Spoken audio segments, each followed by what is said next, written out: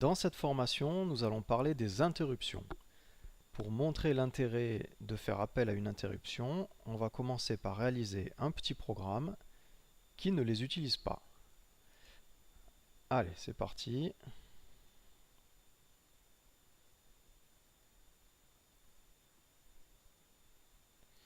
Je fais un nouveau programme.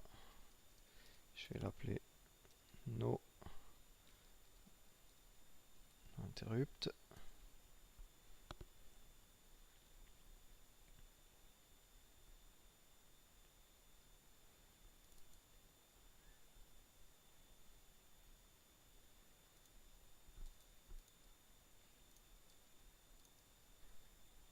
Je vais réaliser un programme tout simple qui allume une LED lorsque j'appuie sur un bouton. Donc pour commencer, je connecte mon bouton. Je l'appelle BTN et je vais le connecter sur la broche 13. Je vais garder ma LED, je l'appelle LED 1.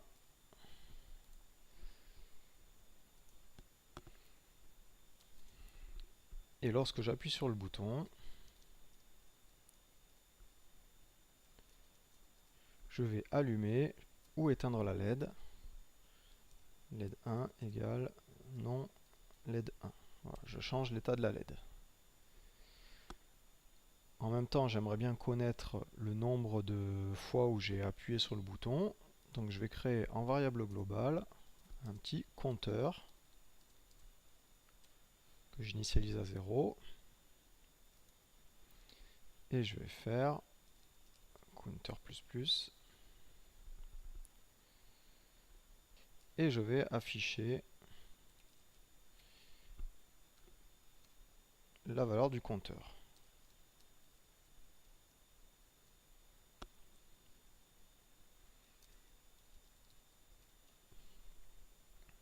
Voilà. Mon programme est prêt. Je le compile.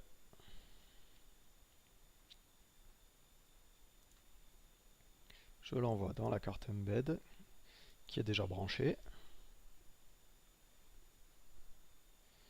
Je lance le terminal.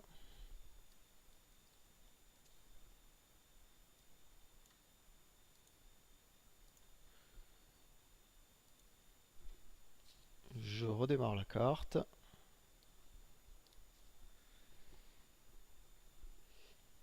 Et je vais appuyer sur le bouton. Alors là, qu'est-ce qui s'est passé? Je viens d'appuyer une fois sur le bouton. Et je viens de voir mon compteur là qui a défilé de 1 à 17. Alors si je rappuie une fois, voilà, il a défilé jusqu'à 20. Donc là, ce qui se passe, c'est que ma carte a détecté plusieurs fois l'appui sur le bouton. Puisque mon temps de réaction, plus les éventuels rebonds du bouton. Alors un rebond, c'est lorsque le contact s'ouvre ou se ferme. Il y a des micro-arcs électriques et les contacts mécaniques rebondissent pendant quelques microsecondes, mais si c'est suffisant pour être détecté comme des appuis successifs du bouton. Alors pour contrer ça, on va faire un petit anti-rebond. Alors 200 millisecondes, c'est pas mal.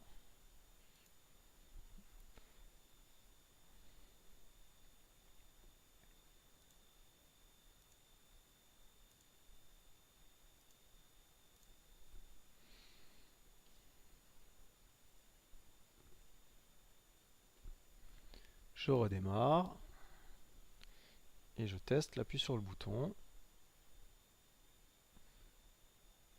Donc là pareil, sauf que si je laisse appuyer, le compteur s'incrémente au rythme toutes les 200 millisecondes. Voilà. Alors, là où ça se complique, c'est si je veux faire autre chose dans mon programme. Donc, supposons que je veuille faire clignoter une autre LED. Donc Digital Out, je vais prendre la LED 4. Et là,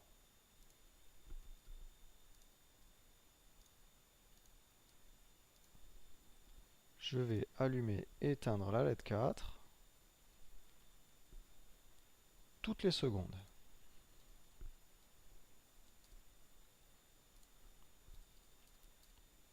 Allez, on va tester.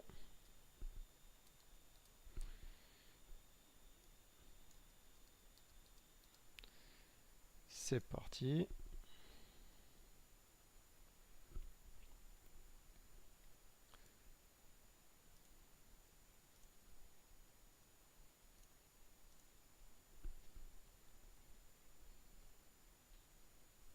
Je redémarre la carte.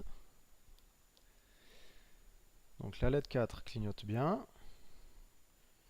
Par contre, là, je suis en train d'appuyer sur le bouton et évidemment, c'est pas pris en compte. Je laisse appuyer le bouton.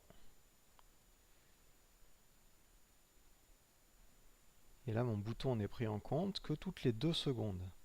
Parce qu'il faut que la LED 4 soit allumée, puis éteinte. Et c'est uniquement arrivé à ce moment que l'on va tester l'appui sur le bouton. Donc on teste l'appui sur le bouton qu'une fois toutes les 2 secondes. Plus la petite tempo de 200 millisecondes. Alors, il y a une solution. On va aller voir sur la documentation. C'est donc l'utilisation des interruptions. Donc les interruptions, c'est dans les entrées-sorties numériques. Et c'est la classe InterruptIn. Alors j'ai un programme d'exemple. La classe est pas bien grosse. Donc on déclare une interruption en lui donnant une broche. Et on peut prendre en compte les fronts montants avec Rise ou les fronts descendants. Donc soit lorsque mon bouton va être appuyé, soit lorsque mon bouton va être relâché. On peut lui indiquer si on veut activer les résistances de pull-up ou pull-down. Et on peut activer ou désactiver le traitement des interruptions. Alors, on nous dit que pour le LPC 1768, on peut utiliser toutes les broches numériques, à l'exception de la 19 et la 20. Allez, on va essayer.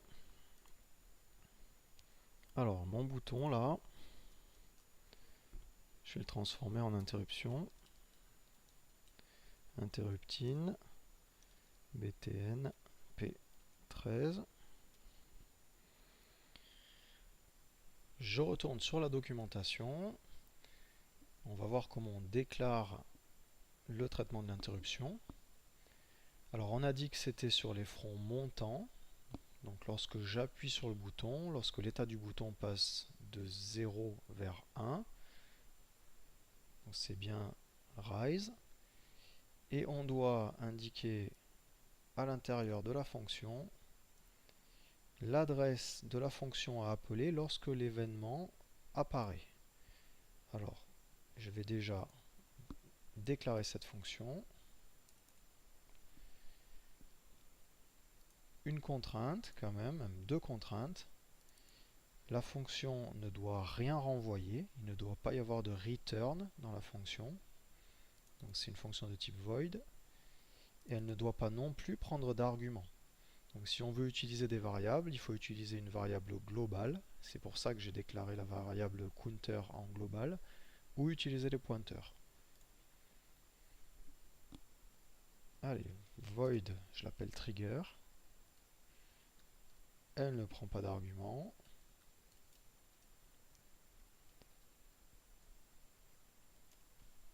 Alors à l'intérieur de la fonction, je vais mettre tout le traitement. Ça, je peux l'enlever.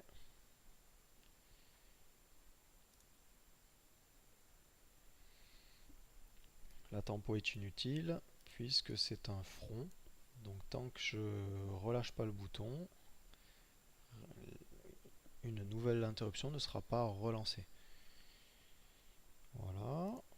Dernière petite chose, lorsqu'une interruption survient, toutes les variables du programme sont stockées et ne sont plus accessibles. Donc on va la déclarer tout le temps accessible avec le mot-clé volatile.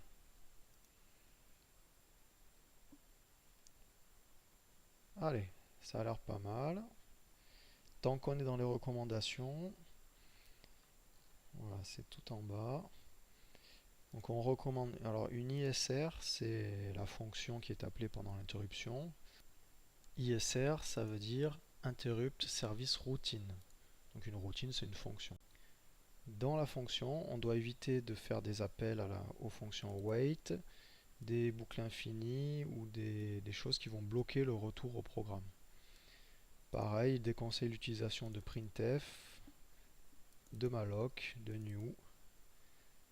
Voilà, ce sont des fonctions qui peuvent avoir un comportement erratique pendant l'ISR. Je vais déclarer la fonction d'interruption. Alors c'est btn.rise et là je dois mettre l'adresse de la fonction. Donc l'adresse, c'est comme les variables, c'est et le nom de la fonction. Voilà.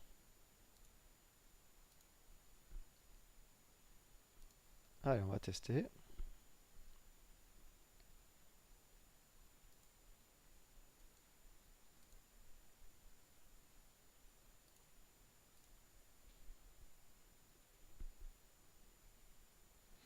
Je redémarre la carte. Alors j'ai toujours ma LED 4 qui clignote. Et là, à n'importe quel moment, j'appuie. Et ça détecte bien mon appui, quel que soit l'endroit où on se trouve dans le programme. Si je laisse appuyer, vu que ça ne détecte que les fronts montants, avec Rise, je peux laisser appuyer, ça ne détecte qu'un seul appui. Sauf les éventuels rebonds. Voilà pour cette rapide présentation des interruptions qui est loin d'être exhaustive. Alors veuillez noter qu'il existe les objets ticker et timeout. Alors timeout, comme l'indique la documentation, c'est donc une interface pour définir une interruption qui va être exécutée une seule fois au bout d'un certain délai. Le ticker, c'est à peu près la même chose, sauf que le ticker, la fonction va être répétée tout le temps. Donc par exemple, une fonction qui va s'exécuter toutes les 10 secondes.